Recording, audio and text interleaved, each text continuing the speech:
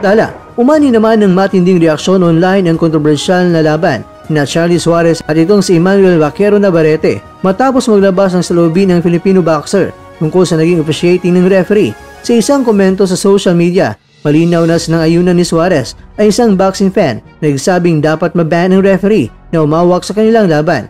Hindi man nagbigay ng mabang paliwanag si Suarez pero sapat ang kanyang pagsangayon upang muling uminit ang diskusyon ng mga boxing supporters na naniniwalang hindi nabigyan ng patas na laban ng Filipino fighter.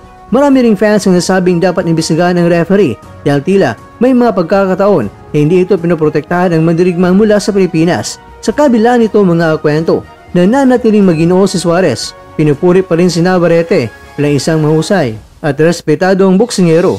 Ngunit hindi rin niya itinago na gusto niya makita ang mas maayos at mas patas na officiating sa mga susunod na laban. Hindi lang para sa kanya, kundi para sa lahat ng mga boksingerong Pilipino na lumalaban sa ibang bansa.